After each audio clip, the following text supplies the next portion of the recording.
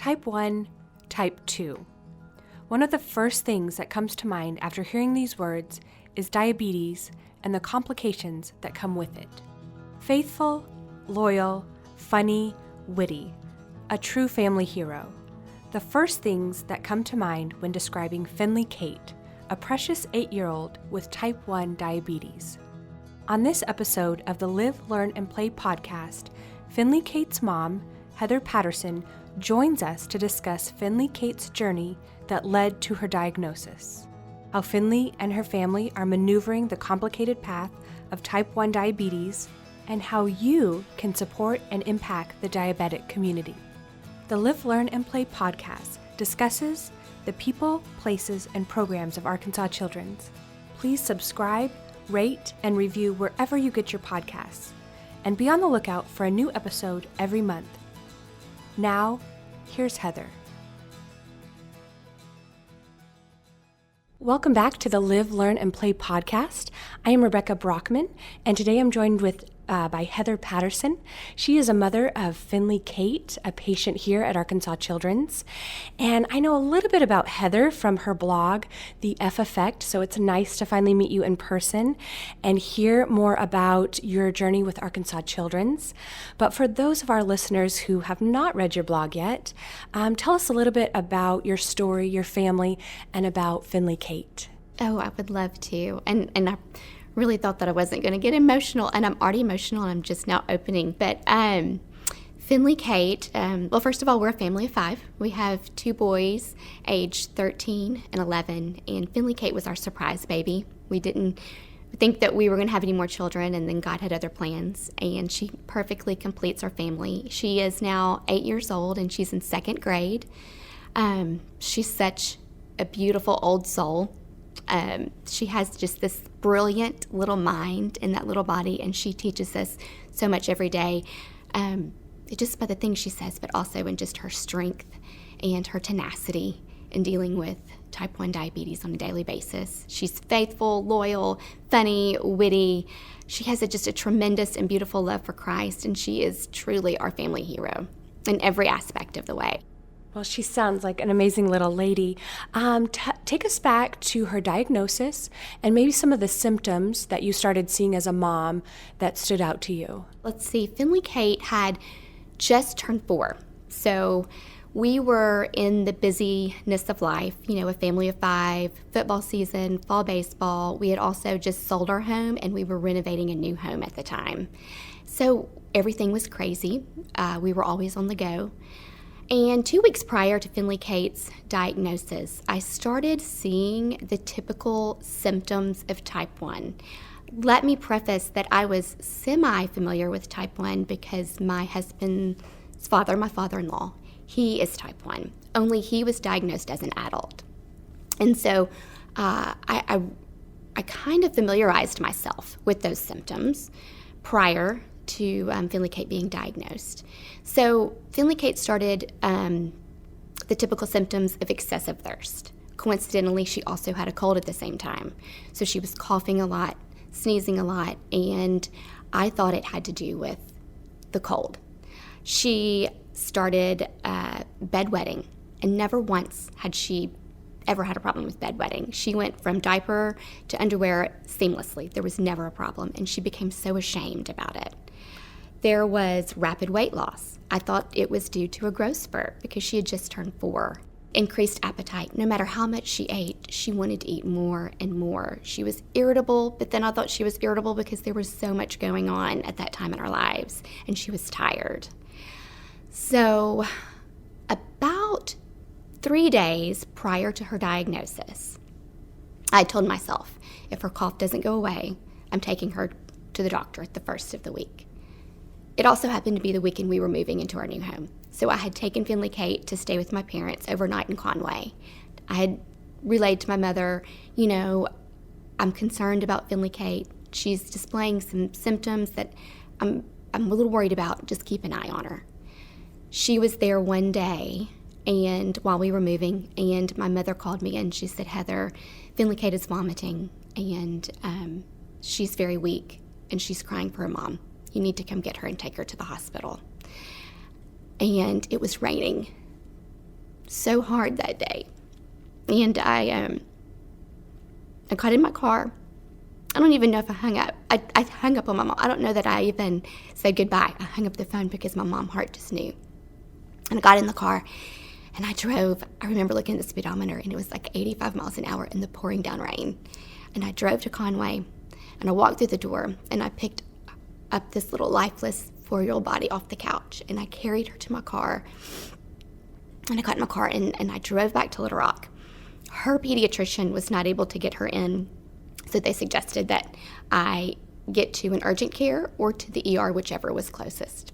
And so I actually just veered off to the urgent care. And I explained the symptoms that she had been displaying, and thankfully we were given a doctor who was aware of type 1. And so he did a urine test and a blood glucose test.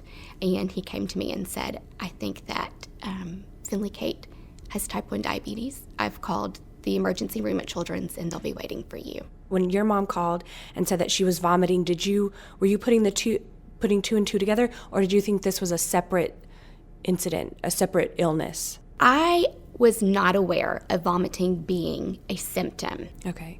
In my head, it was, or in my mom heart, I'm going to say once again, that's something I've learned to trust in, is just that mom gut. In my mom gut, I knew that it was a combination of the symptoms that they had gotten so extreme that this is what it had led to, if that makes sense. Yes, and going back to the symptoms, because anyone who has a 4-year-old, they seem to always be hungry, they always want a snack, they always want juice.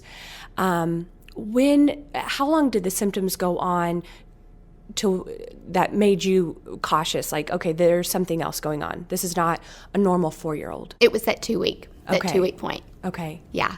So after this diagnosis with the doctor and then the emergency room visit, what was going through your mind? Gosh.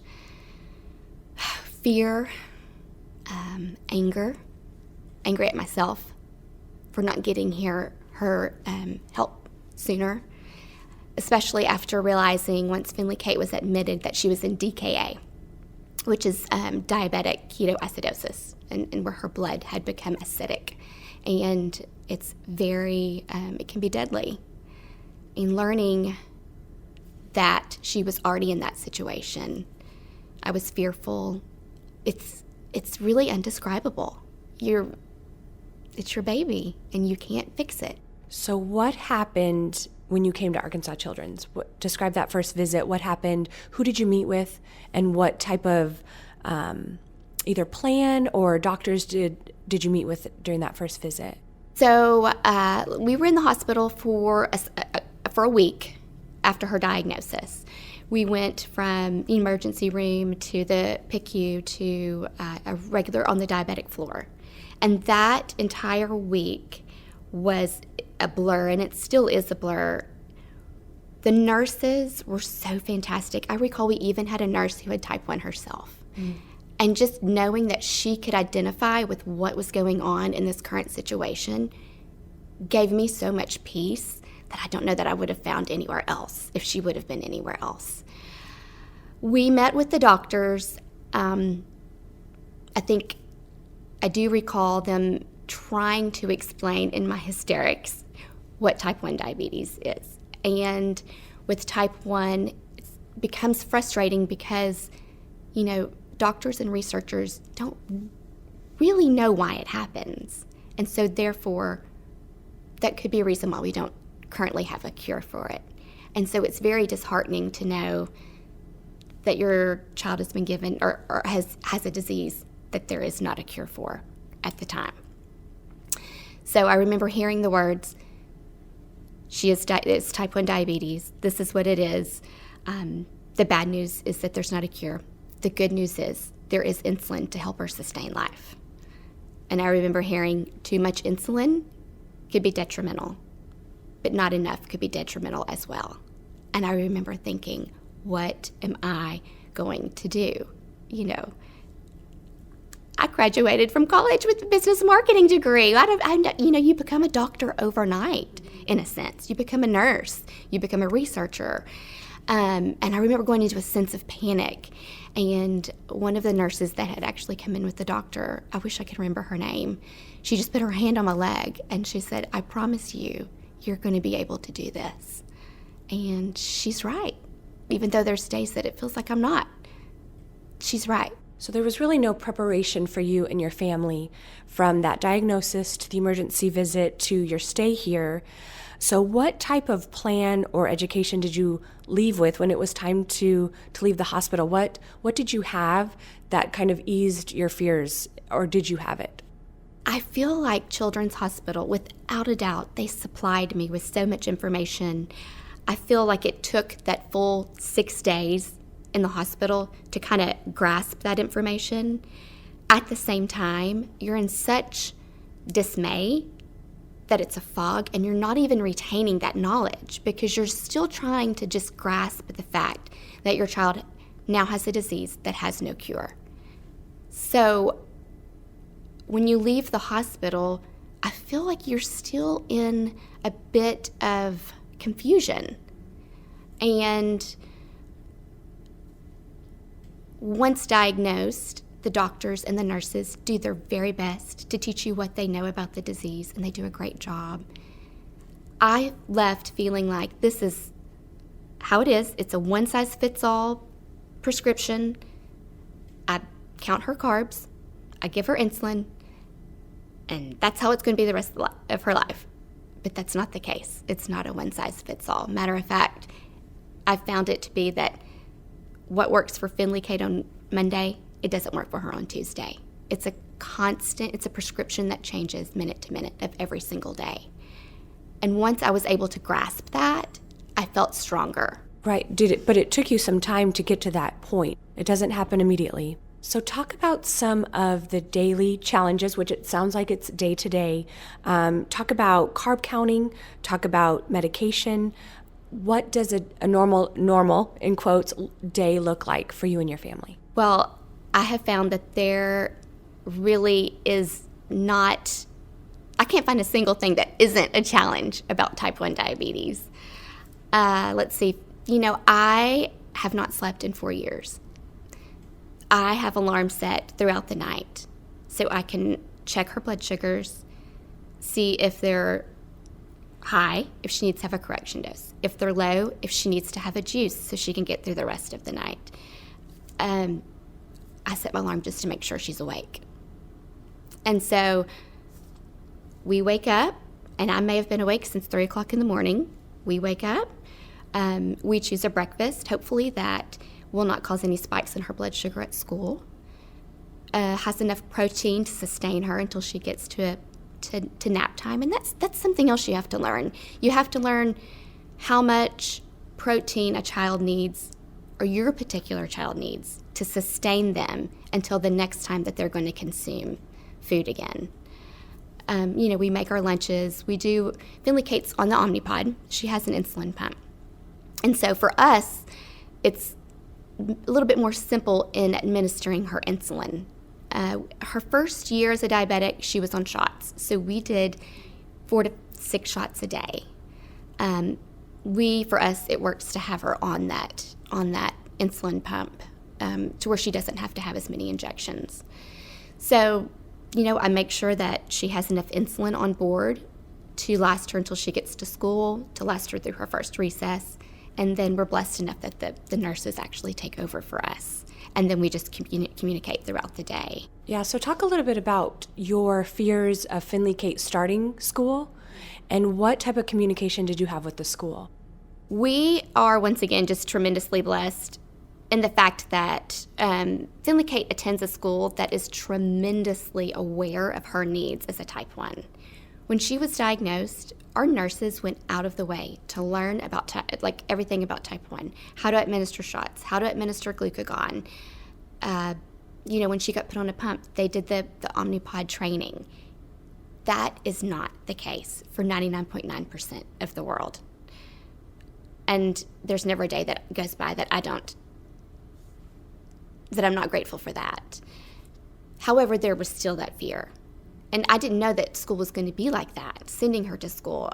I walked the nurses in. I met with the principal. I cried. and Finley Cate was not on a CGM at the time either when she was diagnosed. And so not having the benefit of being able to read what her blood sugar is at all times is scary, because it took a constant finger prick to see where she stood. And even at that, I wasn't aware if her blood sugars were falling or if they were rising. So, it was a lot of prayer. That's what it was. Even going in and talking to the school, I still felt very alone, because it wasn't their baby, it was my baby, you know? And I was now having to take what I took a week to learn at Children's Hospital and hand her off to what I felt they weren't even familiar with. And there are no words for that. There's no words. There's not preparation for that. There just isn't. So how did her first year of school go? What were some lessons that you learned? As a child, it's difficult having type 1, especially as an elementary child, because those birthday parties and the cupcakes and the last-minute celebrations and the extra recess, which causes her to run and then her blood sugar drops, those things don't stop because your child has type 1. And so it's very hard to sit and watch your child not be able to have that cupcake that everybody else in class is having because her blood sugars were too high when that birthday party happened in class. I went in determined, and I still am, that her life will be no different. She will live a tremendous life as a child. She will enjoy all the things, and she will eat the cupcakes, and we will give however much insulin it takes to keep her in a safe range. But when those things happen in school, it's hard to control those situations. So that first year was definitely, it was a game changer. All the questions that the other kids ask her. What type of questions do they ask? Why do you have to go to the nurse so much? And then when she got the insulin pump, what is that on your arm? Why do you wear it? Are you a robot? Those type of questions. Kids are so innocent. They don't mean it to be mean. They're just so curious. Their delivery could always be better, but they're kids, and so it's disheartening because that's your child, and her heart's broken having to describe that, and then she often becomes ashamed of it. The biggest thing is what I have learned as I've watched and spoke to other mothers and parents of elementary children, or just children in school for that fact, outside of the school that my children attend, is to be an advocate for your child. 100%. You don't let the school tell you, no, I can't give your child another dose of insulin even though has a blood sugar of 400. You know what's best for your child. You're with that child on a day-to-day basis. So you are your child's number one advocate. And if you don't feel safe with your child in that school, if your mother heart or your father heart or your caretaker heart is saying, I just don't feel safe with my child in that school, then you need to act on that, because that is where your child is going to spend a majority of his or her time, is in that institution. So how did you describe type 1 diabetes to a 4-year-old? I am thankful that Finley Cate is the person that she is, because she's so relentless. She can jump back so quickly. So for that, I'm just so blessed, because I know many children are not. We strive so hard to teach our children, and especially became even more of a goal to teach our children after Finley Cate was diagnosed, that no matter the cards that you've been given, you are to take those challenges, and then you are to thrive in that life. That there will always be disappointments. There will be friends that hurt our feelings. There will be people who stare and who don't understand. But that's because God made us all different, and that's what makes our life beautiful. And so what we're going to do, Finley Cate, is where diabetes may be part of our life, but it will never define who Finley Cate is. As a matter of fact, it's just an accessory, and it's going to help you thrive in life even more. You are going to overcome this, and you're going to become stronger. Now, are there days where she's broken about it? Yes, often. And when she's broken, we're broken. But are there days when she knows that she's stronger than her classmates around her? Yes. Those are more often than not. She knows she's a warrior. And I think in the craziest sense that diabetes has given her a strength at such a young age that those around her don't have and may not have until much later in life. And that could be, you can look at it both ways. It's unfortunate. And she's helped others understand through what she is going through. Take us back, starting school, seeing what resources were out there as a parent. You have the blog, and I've checked out your blog, and you have resources there. But when you were looking, what resources did you find, and what advice do you have for other parents who have a child who's newly diagnosed with type 1 diabetes? What do you tell them? Okay, so I'm going to start with advice because that will lead into like the parent groups and the online groups that I've found to be beneficial in this journey. So advice, my number one piece of advice would be that it's okay to grieve. I think we often get in and we just take charge and we're just trying to live and we're trying to make it happen, and then you don't realize it, but you are just so sad inside because that old life is over, right? It's okay to grieve. And from my experience, it is so important to have intentional discernment during that stage of grief. Like, you can have grief, but know where those thoughts are coming from.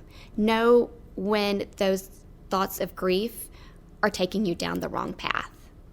If that makes sense. Does that does that? Yeah, maybe talk a little bit more about that, explain a little bit more. Yeah. So for me personally, and in a stance with my personal beliefs, it took me over 2 years to realize that this disease wasn't God's fault. So not only had I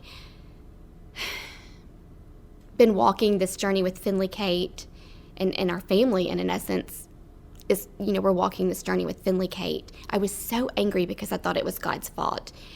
And we live in a fallen world, and this is a very unfortunate disease, and it's part of our broken world. But for those first 2 years, I allowed my thoughts to go down that wrong path, which was not only bad for myself, but it was bad for my family and for Finley Cate, and in her, and being just aware and present in her care. And I just was, I think, so depressed. And that is not what she needed from me. She didn't need me to be depressed in front of her all the time. But it took me even longer to realize that this diagnosis was not a surprise to God. He knew this was going to happen all along, and he had already planned for it, and he was ready. It was a surprise to me. It was my perception had changed. And so once I grasped the fact that God was already prepared, gosh, it just changed everything. It changed everything for me as a parent of a type 1. And I think that's so crucial. Another thing is post-diagnosis is going to be frustrating. You're going to get out. You're going to go, what am I doing? You're going to want to speak to somebody. You're going to want to speak to friends and family. However, in most scenarios, those friends and family are not familiar with type 1. And so they most often will start asking you questions, which then frustrates you more because you just want someone who understands. And so, get out there and connect with other type 1 parents immediately. Connect with those who truly understand what you're going through, and you can find those via online groups, local type 1 organizations. I even had one of the nurses at Children's Hospital said this mom, and gave me her phone number, and she said, here, call her.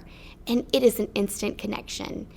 The first time you meet another mother with type 1, you hug their neck, and it's like you've just been sisters forever because they truly get what you're going through. And that is huge. It's so huge. And I think I mentioned this earlier. It's very likely that you're going to leave post-diagnosis in a fog. And I remember thinking that it was basically a one-size-fits-all treatment plan, as I've mentioned before, and that's not the case. It's very important to realize that you're basically leaving the hospital with a starter kit. That's what you have. You have like a starter kit. What quick sugars work for one child doesn't necessarily mean that it's going to work for your own. What your child ate in the hospital or what was available on the menu, you may find that some of those really trigger blood sugars in the right or the wrong way. It's up to you to be that advocate and that researcher and that doctor for your child and really study those blood sugars and see, well, you know what? This is what, Finley Cate had for lunch. She had a banana, she had a turkey sandwich, and a string cheese. Well, that banana had the most sugar in it. That's most likely what caused the spike in her blood sugar. Let me eliminate that banana and see what happens if we just do replace it with apples or pears. And this is something that you do daily? Daily. Okay. Yeah, 3 or 4 times a day. Okay. Yeah. Another thing is just to get involved and be an advocate. And I think battling a disease that seems to control so much of your life 24/7, 365 a day, days a year, it gives you a sense of empowerment to be an advocate. So instead of sitting and just dealing and dwelling in what type 1 is, get out and be an advocate. Once I wrapped up my 2-year grieving process, I was determined that Finley Cate having this disease was not going to happen in vain. There was going to be something positive to come from it. And so with that being said, our family is actively involved with JDRF, which is the Juvenile Diabetes Research Foundation, the Arkansas chapter. This past November, my husband and I co-chaired the JDRF golf tournament, and Finley Cate came and sat in on every committee meeting that we had, and she felt like she was making such a difference for finding a cure. She said it every single time. She looked forward to the meetings every time. She loved the golf tournament. She couldn't wait to see how much money we had raised. So not only do you become an advocate, but get your children involved and let them be a part of that fundraising as well. Let them know what motives, what types of initiatives you have taken and keep them involved with what you're doing to help them. And they love that. And they just get like a sense of love and care from you being involved. So the diagnosis has really changed your whole family? Whole family. Moving forward, so Finley Cate is 8. What are some of the, I don't know if there's really a treatment plan because there's not a one-size-fits-all, but what are some of the plan going forward? What are some of the milestones and some of the expectations that you have for her? Well, Finley Cate, I think, will always exceed our expectations. That's just the way she is. We, she came to me the other day, just a couple days ago, and she's ready for voice lessons because she wants to be on Broadway. So she will always exceed our expectations. But our treatment plan has always remained the same. Our personal treatment goals are to control the condition in a way that helps Finley Cate have a normal physical, emotional growth and normal development. We want to control the condition in a way that prevents short and long-term health problems. Currently, as the aforementioned, we use the Omnipod insulin management system. We're happy with that for the most part. And they have given us just top-notch 5-star customer service, which is incredibly important to a parent of a type 1 or a chronically ill child. You want to know that the company that you are giving so much of your finances to, or the company that you are putting your child's life in their hands, that they truly care and want to do the best they can. And Omnipod has proven that thus far. So we will continue to keep her on the Omnipod. It works great for her life. It's tubeless insulin management system, so she's able to do her gymnastics and tennis. She's able to swim in it. We don't have to take it off. it works great for our lifestyle. And we will continue to research and plan for the best foods for her blood sugars.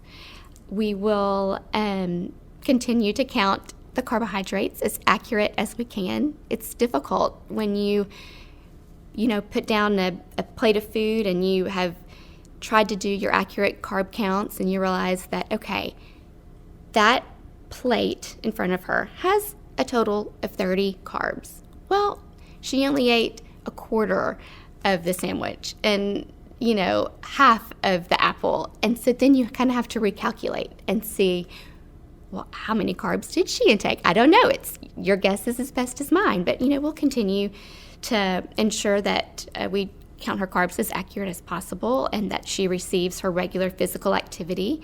She's very active, and that her blood sugars are monitored consistently. And then once again, we just really make it it's so important for us to also treat her mental thoughts about the disease as well as her heart, just to remind her that this is not going to hinder who God intended her to be at all.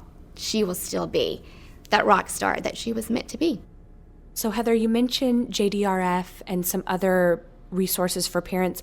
What other advice or parent groups do you recommend? So outside of JDRF, we live in a time that online groups can be harmful, but they can also greatly help us. And so there are a couple of great Facebook groups that I have found that personally help me as a mother, one of which is called Moms of Type 1 Diabetics. As a mother, once again, it's very helpful to talk to other moms who think like a woman, feel like a woman, and are going through the same types of situations that I face on a daily basis.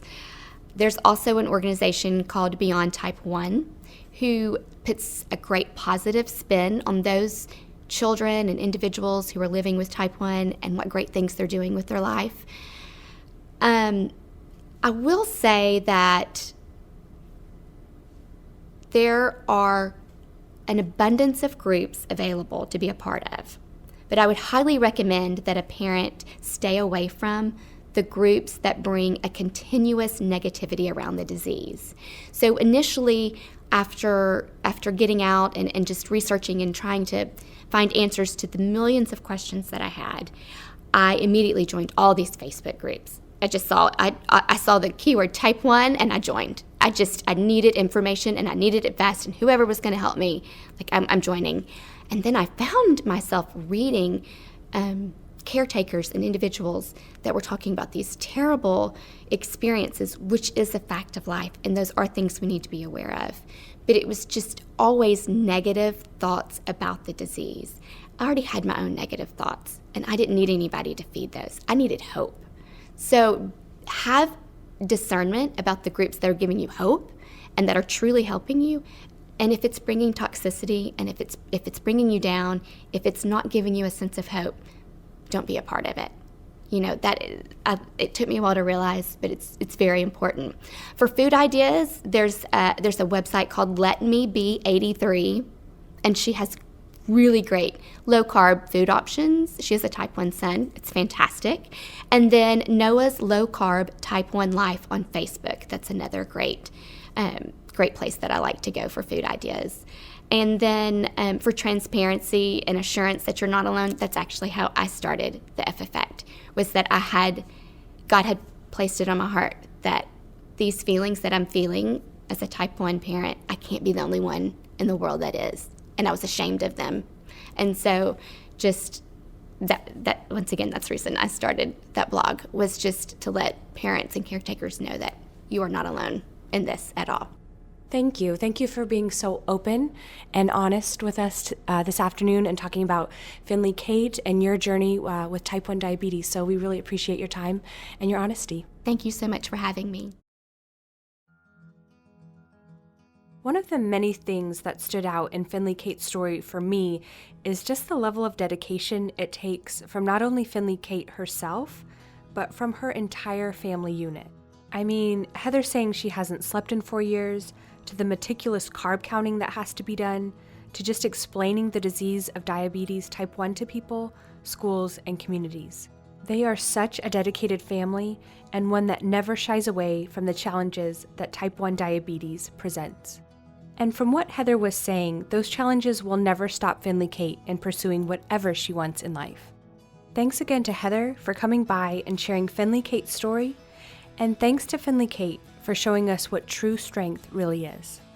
Next month is Heart Month, so the Live, Learn, and Play podcast will be back in February with a brand new episode from one of our heart patients, so be sure to subscribe wherever you get your podcasts.